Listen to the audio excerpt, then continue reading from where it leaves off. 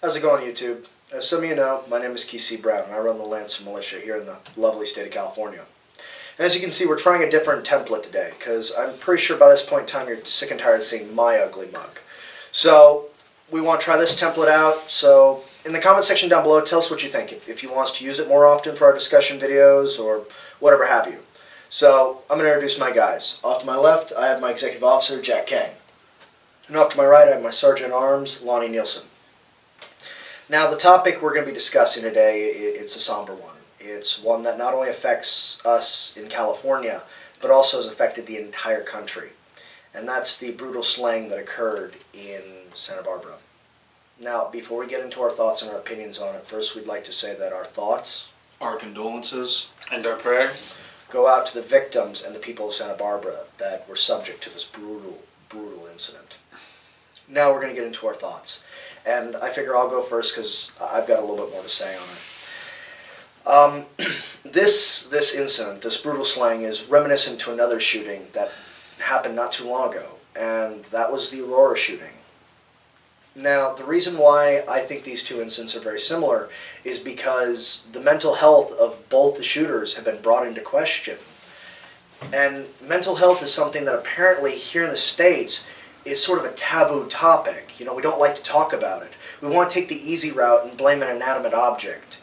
You know, I've always said that, you know, a firearm without an operator is just a very, very expensive paperweight. But we don't like to talk about mental health. Like I said, it's a taboo topic. We always want to play the blame game. And obviously, one of the first people to blame is Elliot Rogers, the shooter. I mean, he's the one who stabbed his roommates. He's the one who had shot and drove by and shot multiple people, including killing 4. Now, we don't want to blame the car. We want to blame him, and obviously the blame is rightly so. He's the one who pulled the trigger. But if we look a little bit deeper, I've got an axe to grind with a few other people. The next group beyond him is his parents. Now, they're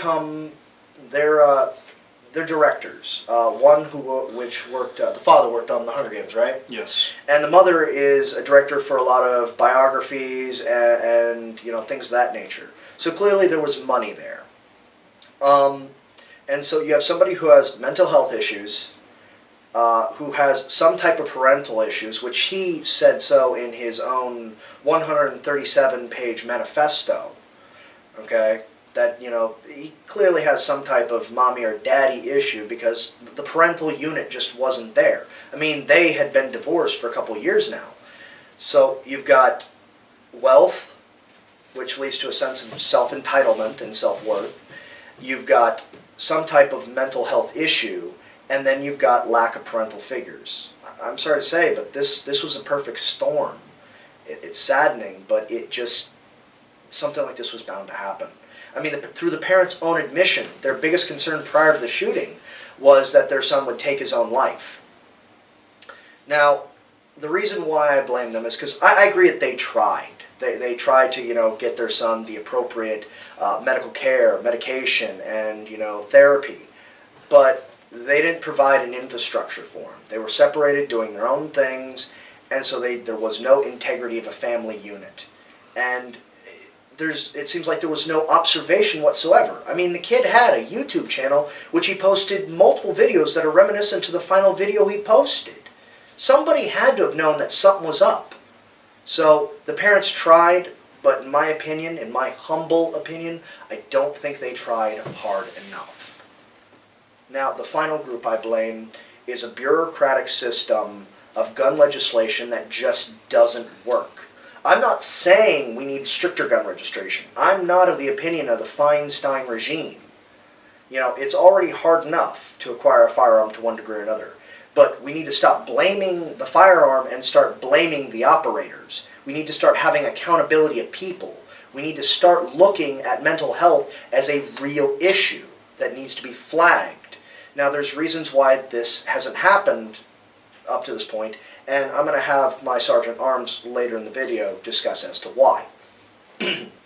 Now, this issue, this incident saddens me, but I look at it in a very cold manner, because this has become a rallying cry for anti-gun lobbyists and the anti-gun groups. And I'll tell you straightforward, the only way to beat a bad guy with a gun is with a good guy with a gun. And when seconds count, law enforcement's minutes away. By the time law enforcement got near him, he had already plugged himself. So, that's my opinion on it. It's a sad incident that happened, and I feel that we as a nation are trying to take the easy route and blaming the firearm and not taking mental health into question and truly locking down the issue. Now I'm going to have Jack, you go and give your opinion on it. Well, I hate to say it, but I agree with you. I have to agree with you right there. You can take the easy route, where you blame the firearm, the instrument itself, or you can take a long, hard look at it, at the core issues of the problem, the heart of the problem. The thing is, California is one of the most restrictive gun regulating states in the country. Yet this happened.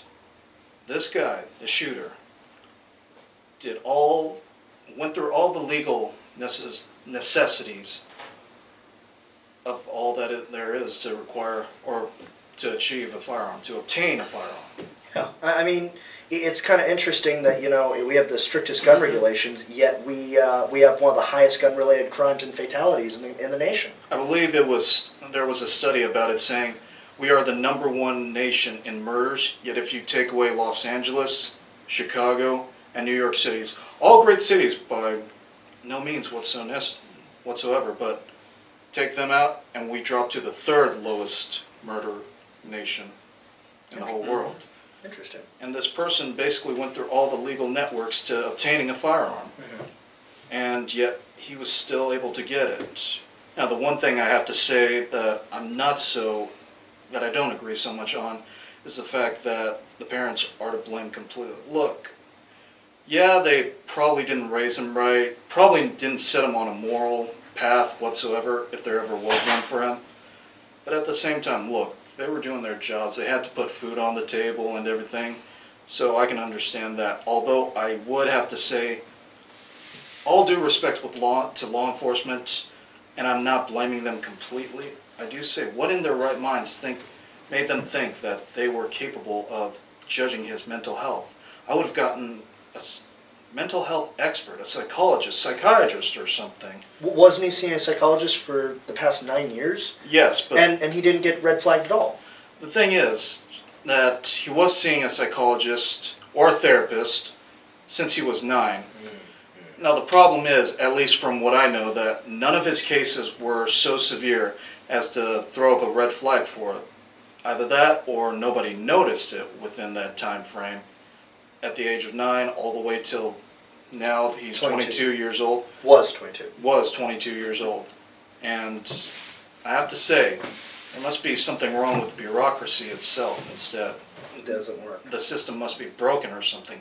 Right. With the restrictions, and with the mental health issues. Okay. Nielsen, what do you think? Well, I actually do agree with you on that last part, but as for myself, I work at a hospital, a part of the medical field. Granted, I work security, so I get to see a lot of what's called a 5150, which are legally crazy, and the stuff the police bring in. And yes, police are not trained in how to figure out a mental status. They only see the physical side when somebody acts up. So they can't spot the ticks. Well, they can't look at a person's mind. They don't have the training. Even a video we watched earlier said that, it takes a lot of degree of training to actually be able to determine that. And the other part I really want to say is there's actually a law. It's called the HIPAA law. It's designed to protect patient privacy, it's confidentiality between patients and medical professionals, even psychiatric. And I believe that needs to be reworked because that is being a hindrance. Because like you said earlier, he had since he was 9, he was under psychological help. So, and he was 22, so you're talking over 12 years of psychological help. 13 years. And I've I've bought firearms myself, and we've all bought firearms. And one of the questions that they ask is, have you had any mental history? Nope. And it's easy for someone to say no.